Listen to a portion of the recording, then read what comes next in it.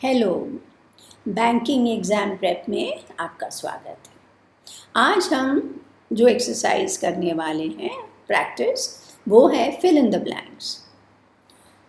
Instructions आप देखिए। Each given sentence has a blank in it. Blank का मतलब खाली जगह छोड़ा है, वहाँ एक लाइन खींचा हुआ है। 5 options have been provided. Choose the most suitable option to complete the sentence meaningfully. तो क्या करना है आपको, वो जो सेंटेंस है उसको आपको ठीक से पढ़ना है, उसका अर्थ आपको समझना है। और उस सेंटेंस में आप देखोगे कि एक वर्ड जो है वो मिसिंग है, वो नहीं है वहाँ, उसके लिए स्थान छोड़ा गया है। तो आपको क्या करना है कि जो ऑप्शंस हैं A, B, C, D और E, उनको देखकर उसमें से जो सबसे अच्छा आपको ऑप्शन लगता है वो आपको इस ब्लैंक में फिट इन करना है।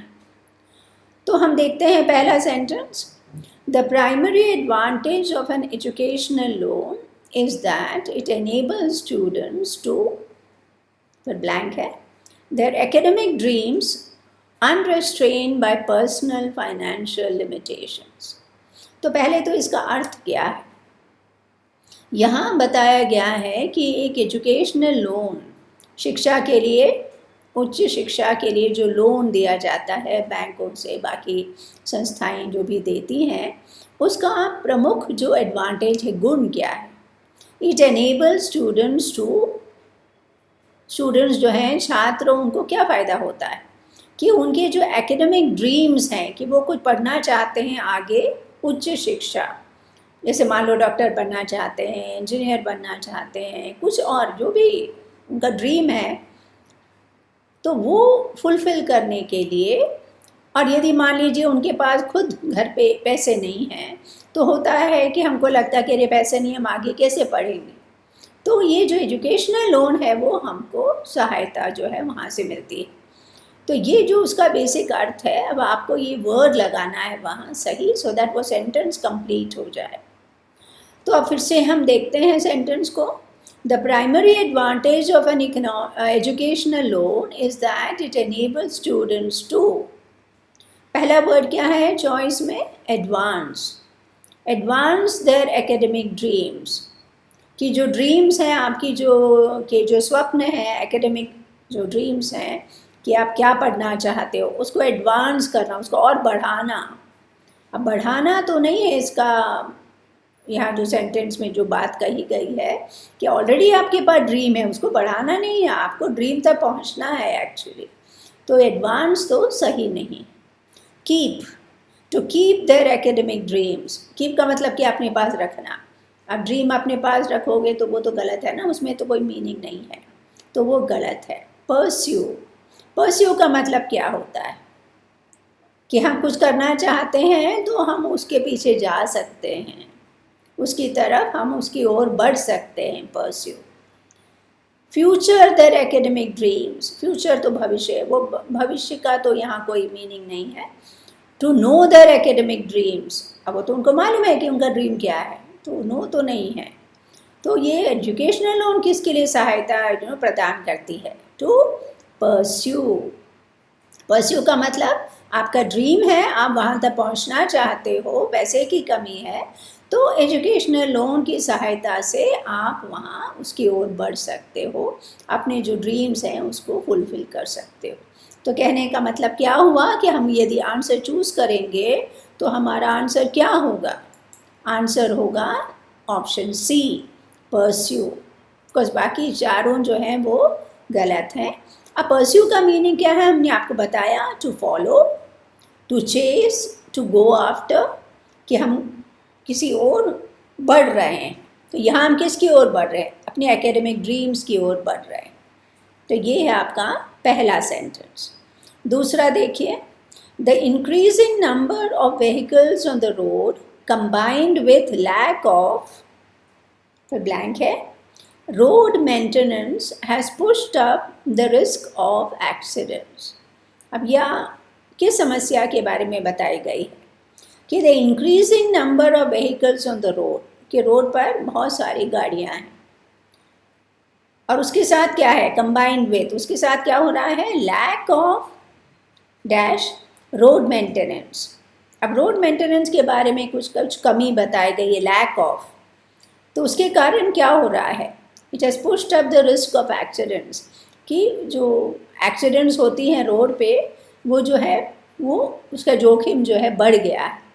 तो यहाँ हमको वर्ड क्या लगाना है, लैक ऑफ क्या लगाना है, तो पहला ऑप्शन देखिए इर्रेगुलर, अनियमित। अब lack of irregular road maintenance तो सही नहीं है, लैक ऑफ का मतलब नहीं है बता रहे हैं हम, तो इर्रेगुलर रोड मेंटेनेंस तो ठीक नहीं है। कैजुअल रोड मेंटेनेंस, कैजुअल का मतलब क्या है, किसी चीज़ जिसको जो ज़्यादा महत्वपूर्ण नहीं है हम बिल्कुल बड़ी आसानी से लेते हैं, उसको कैजुअल होके लेते हैं, तो वो तो गलत है। Daily road maintain, lack of daily road maintain, अब रोज़ रोज़ थोड़ी रोड मेंटेन कर सकते हैं, तो वो तो नहीं है। आर्बिट्ररी का मतलब क्या होता है, वो भी एक प्रकार से इरेगुलर है, अनियमित है, कभी भी रोड मेंटेनेंस कर लो, वो भी ठीक नहीं है। लास्ट ऑप्शन क्या है, सिस्टमैटिक। सिस्टमैटिक क्या है कि कोई क्रम होता है, कोई एक तरीका होता है कुछ करने का, तो lack of systematic road maintenance, कि मान लो कोई एक नियम हो, एक तरीका हो रोड मेंटेनेंस का, तो अच्छा रहता है, लेकिन वो नहीं है तो फिर प्रॉब्लम्स जो हैं वो क्रिएट होती हैं। तो हम क्या लगाएंगे अभी ब्लैंक में, सिस्टमैटिक। तो आप सेंटेंस आप पढ़ के देखोगे तो the increasing number of vehicles on the road combined with lack of systematic road maintenance has pushed up the risk of accidents. तो ये सही है।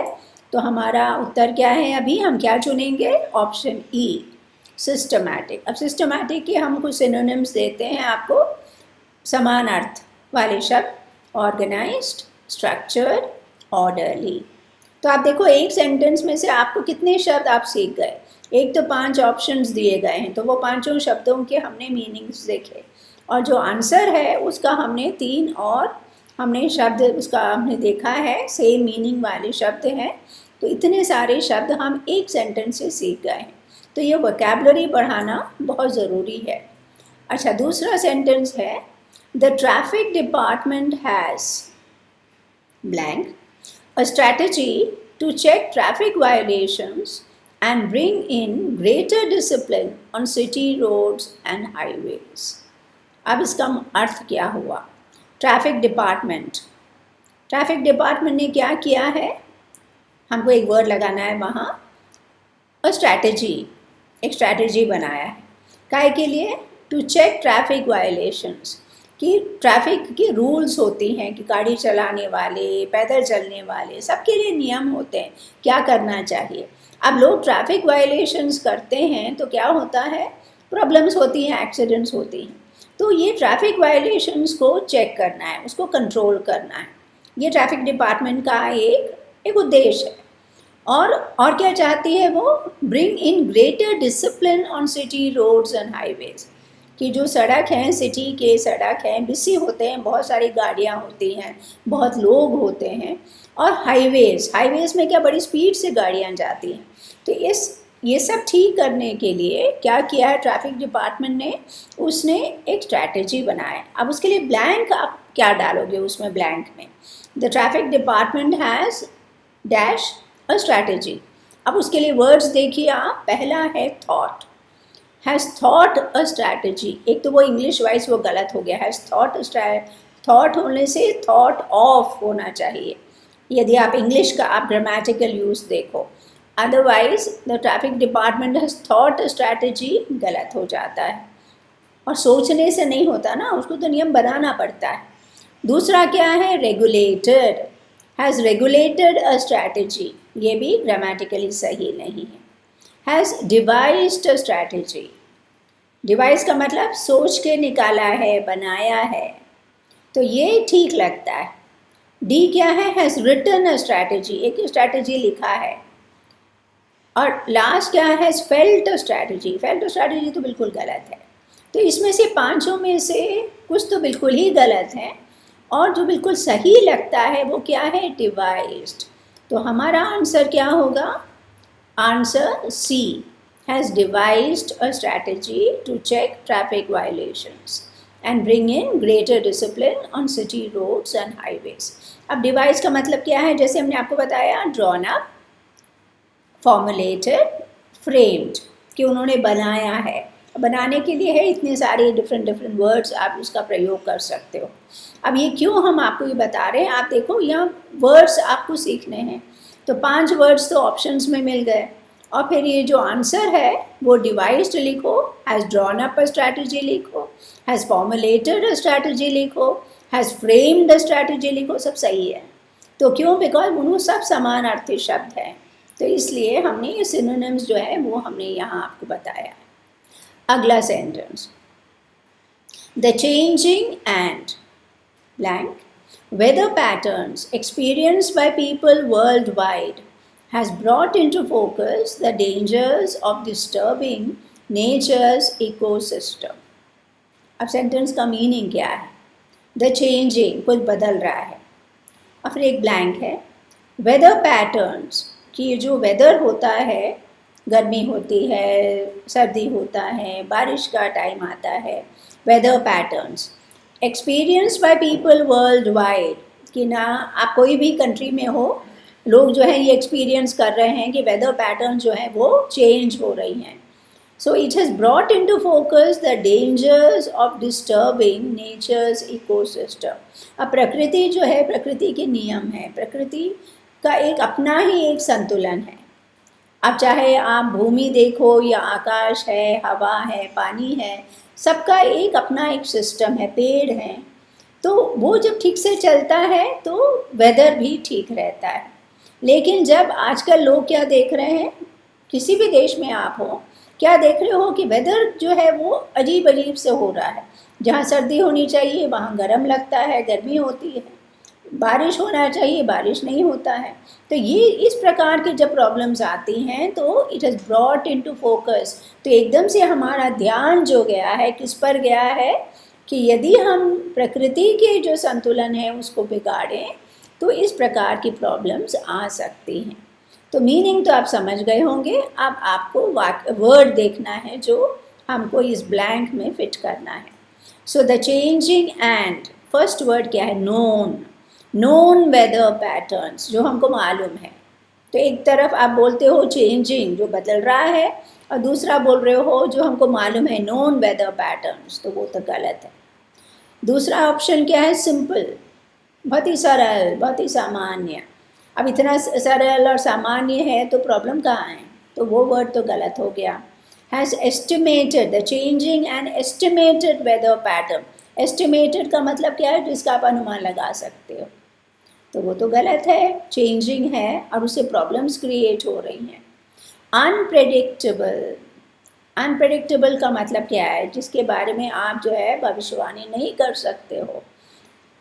तो अनप्रेडिक्टेबल, अस्थायी प्रकार से, आप बिल्कुल निश्चितता नहीं है क्या होने वाला है।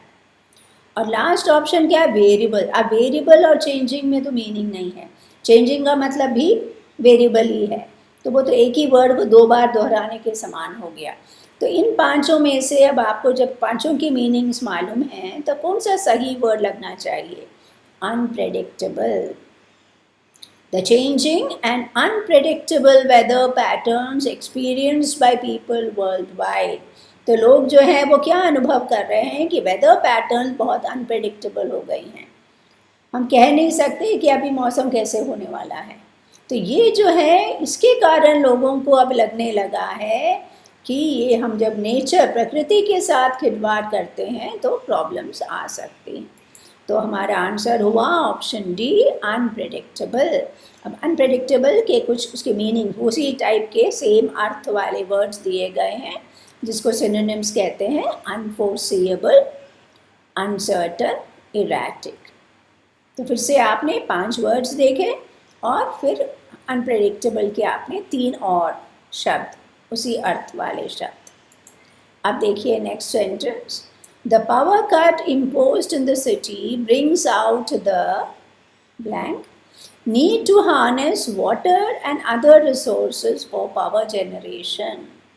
अब इस सेंटेंस पढ़ के देखेंगे आप तो उसका मीनिंग क्या है कि तो सिटी में क्या हुआ है, पावर कट लगाया गया है, the power cut imposed in the city.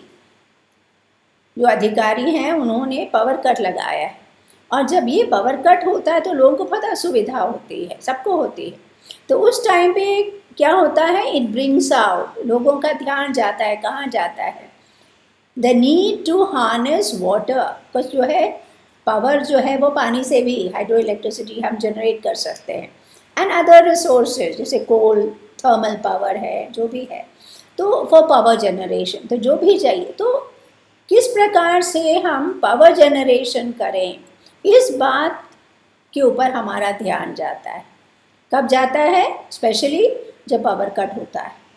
तो अब हमको देखना है कि इस ब्लैंक में क्या लगाना है। The power cut imposed in the city brings out the need, what need, पहला ऑप्शन इम्पॉसिबल, इम्पॉसिबल नीड, अब इम्पॉसिबल नीड करके तो होता नहीं है, नीड कैसे इम्पॉसिबल हो सकता है। द ईसी, ईसी का मतलब क्या है, बहुत ही सरल, अगेन तो brings out the EC need, गलत है। द कैजुअल नीड, कैजुअल मतलब इम्पॉर्टेंट नहीं है। द प्रेसिंग नीड, प्रेसिंग जब बोलते हो तभी आपको मालूम है कि आप वहाँ दबाव दे रहे हो, फोर्स लगा रहे हो, इम्पॉर्टेंट है। द लिमिटेड नीड, लिमिटेड का मतलब बहुत सीमित, तो उसमें से आपको मालूम हो गया होगा जब हमने मीनिंग्स बताए कि उसमें सही अर्थ क्या है, सही वर्ड क्या है, प्रेसिंग। द प्रेसिंग नीड, कि बहुत ज़रूरी है कि क्या करना, वाटर और अदर रिसोर्सेज को हार्नेस करके पावर जनरेशन जो है वो बढ़ाना है। तो हमारा ऑप्शन है, जो सही ऑप्शन है वो क्या है, डी, प्रेसिंग। और प्रेसिंग के अलग जो सिनोनिम्स हैं, क्रूशियल, क्रूशियल मतलब very important, dire, dire need, वो भी बहुत इंपॉर्टेंट होता है और सीरियस नीड होता है, अर्जेंट, तो वो भी वही मीनिंग है उसके।